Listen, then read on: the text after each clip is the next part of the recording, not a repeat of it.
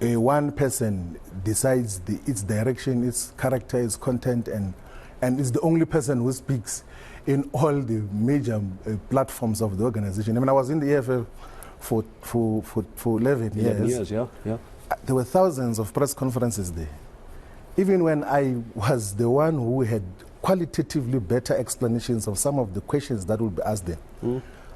A person will try to answer those questions because he wants to be the only one that speaks. Do you mean Julius Malema? Yes. Even if they were to ask about things that he has got no comprehension of, but would insist to be the only one that speaks. The only time that I will speak in a press conference is when maybe a journalist had asked if I'm contesting him, that I must say in front of the journalist. So were you advising Mr. Malema when you were there? He was just parroting what you were saying? No, that was not the case. For bigger part of the life of the EFF, we gave the ideological character, but the operational model of the EFF, it's way too centralized, could become a true representative of the people. And that explains why the EFF in mass never got to attract quality leadership at local level, at provincial level. It's not often that political insiders speak out, and when they do, it's rarely this raw. Floyd Shivambu, former EFF deputy president and longtime ally of Julius Malema, has finally broken his silence, and what he said is raising more than a few eyebrows. For years, Floyd Shivambu was seen as the intellectual powerhouse behind the economic freedom fighters. A founding member, he stood shoulder to shoulder with Julius Malema, often credited as the brains behind the operation, crafting the party's fiery rhetoric and policies. His recent exit from the EFF and a brief, almost whispered, association with the MK party hinted at deeper fissures within the Red Berets. It suggested that tension had been brewing for a while, perhaps a slow burn of frustration culminating in a boiling point. Now, after more than a decade of standing side by side with Malema, Floyd is airing it all out, and his words paint a very different picture of the so-called People's Party. It seems Shivambu, a man known for his measured demeanor, was finally fed up. The crux of Shivambu's revelations cut straight to the heart of the EFF's leadership structure. Listen to what he said, let's break that down. While he doesn't explicitly name names, it's unmistakably clear that Shivambu is referring to Julius Malema.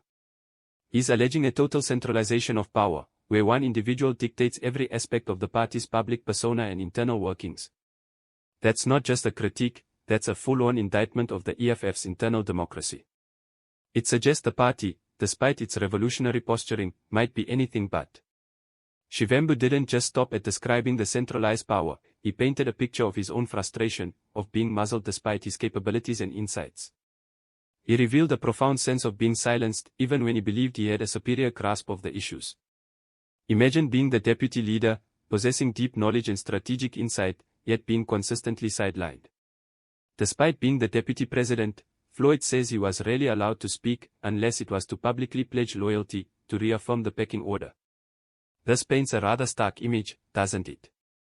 A party where dissent, or even independent thought, seems to have been actively suppressed. Shivambu's biggest criticism, the one with the most far-reaching implications, is that the EFF's highly centralized structure ultimately undermines its ability to truly represent the people it claims to serve. In other words, it's Malema's way, or no way at all. This alleged centralization, according to Shivambu, has stifled the growth of genuine local leadership and talent. If all decisions and public pronouncements emanate from one source, it prevents the cultivation of quality leadership at provincial and local levels. The implication is stark: individuals of integrity or significant talent simply don't last in such an environment, leaving the party with a talent vacuum at its grassroots.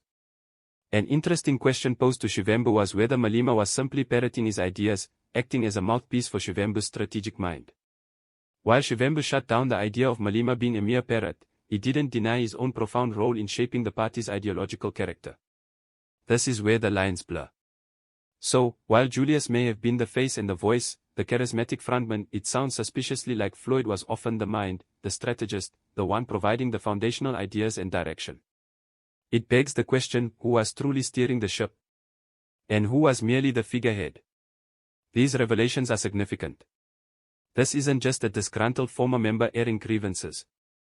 This is someone who helped build the economic freedom fighters from the ground up, a key architect of its very identity. His insights are not those of an outsider, but of an insider who intimately witnessed the party's evolution and its internal dynamics. After 11 years of silence, Floyd Shivambu is finally talking, and it's clear what happens behind the red beret curtain may be far from revolutionary. The implications of his words could resonate for a long time, casting a long shadow over the image of the EFF and its charismatic leader.